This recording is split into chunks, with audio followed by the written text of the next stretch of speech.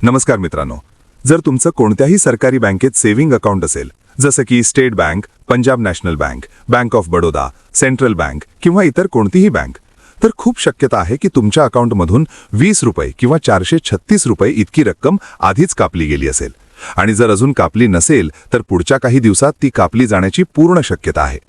दरवर्षी एप्रिल ते मे या कालावधीत लाखो लोकांच्या खात्यातून ही रक्कम आपोआप कापली जाते। पण जसं हे पैसे कट होतात तसं अनेक लोकांच्या मनात प्रश्न निर्माण होतो, हे पैसे का कापले गेले, बँक असं का करते? पण कारण रक्कम लहान असते त्यामुळे लोक त्याकडे फारसं लक्ष देत नाहीत। अनेक वेळा लोकांना हे कळतही नाही की त्यांच्या खात्यातून पैसे कापले गेले आहेत आणि जरी कळलं तरी वेळेअभावी ते बँकेत जाऊन चौकशी करत नाहीत। काही दिवसांनी ही गोष्ट त्यांच्या लक्षातून निघून जाते। मित्रांनो, हीच सगळ्यात मोठी समस्या आहे, कारण ही रक्कम दर महिन्याला नाही तर वर्षातून फक्त एकदाच कापली जाते। त्यामुळे पुढच्या वर्षी पुन्हा पैसे कट झाले की लोकांना वाटतं, अरे हे तर गेल्या वर्षीही झालं होतं। अशा प्रकारे दरवर्षी पैसे कट होत राहतात, पण त्यामागचं कारण आणि फायदा लोकांना समजत नाही। आता प्रश्न येतो, हे पैसे नेमके कशासाठी कापले जातात? तर यामागे सरकारच्या 2 महत्त्वाच्या विमा योजना आहेत।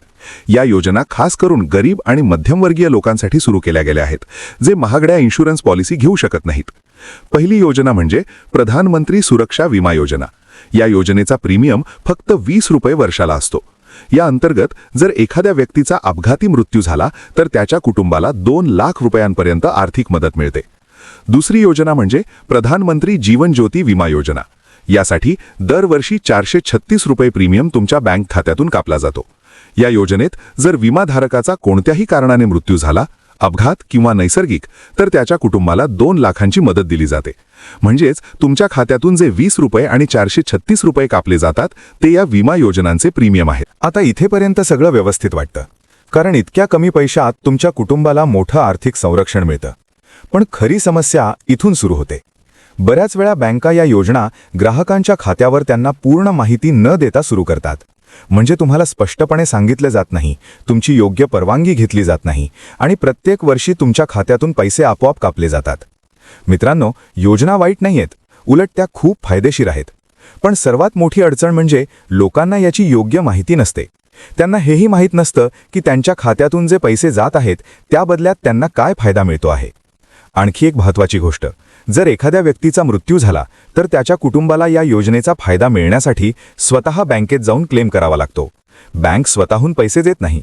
यासाठी फॉर्म भरावे लागतात, कागदपत्र जमा करावी लागतात आणि संपूर्ण प्रक्रिया पूर्ण करावी लागते। पण जर कुटुंबाला हेच माहिती नसेल की अशी कोणती पॉलिसी होती, तर ते क्लेम करणार कसे? यामुळे काय होतं, वर्षानुवर्षे पैसे कापले जातात, पण गरज पडल्यावर कुटुंबाला काहीच फायदा मिळत नाही। म्हणूनच ही माहिती प्रत्येकासाठी खूप महत्त्वाची आहे। म्हणून मित्रांनो, आता सर्व गोष्टी स्पष्टपणे समजून घ्या। जर तुमच्या बँक अकाउंटमधून 20 रुपये किंवा 436 रुपये रक्कम कापली जात असेल तर घाबरण्याची गरज नाही। ही रक्कम वाया जात नाही, तर ती तुमच्या आणि तुमच्या कुटुंबाच्या सुरक्षिततेसाठी असलेल्या विमा योजनेचा भाग असते। पण इथे सर्वात महत्त्वाची गोष्ट म्हणजे माहिती असणे। जर तुम्हाला माहितीच नसेल की तुमच्या अकाउंटवर कोणती योजना चालू आहे, तर तुम्ही त्याचा फायदा कधीच घेऊ शकणार नाही। माझा सरळ सल्ला असा आहे की जर तुम्ही परवडू शकत असाल तर किमान 436 रुपयांची योजना, प्रधानमंत्री जीवन ज्योती विमा योजना चालू ठेवा। कारण आयुष्याचा काही भरोसा नसतो। अगदी कमी पैशात तुमच्या कुटुंबाला 2 लाखांपर्यंतची मदत मिळू शकते, जी कठीण वेळेत खूप उपयोगी ठरते।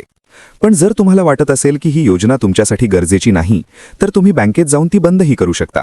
तसेच जर तुम्हाला भविष्यात पैसे कट होऊ द्यायचे नसतील तर 31 मे पर्यंत तुमच्या अकाउंटमध्ये कमी बॅलन्स ठेवूनही ही पॉलिसी आपोआप बंद होऊ शकते।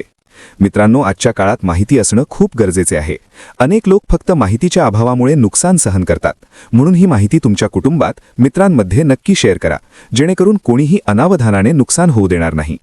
जर तुम्हाला ही माहिती उपयुक्त वाटली असेल तर व्हिडिओला लाईक करा आणि अशाच महत्त्वाच्या अपडेट्ससाठी आपल्या PM सेवा महाराष्ट्र चॅनलला सबस्क्राईब करा। तसेच कमेंट करून नक्की सांगा, तुमच्या अकाउंटमधून हे पैसे कट झाले आहेत का? धन्यवाद। पुन्हा भेटूया पुढच्या महत्त्वाच्या अपडेटमध्ये।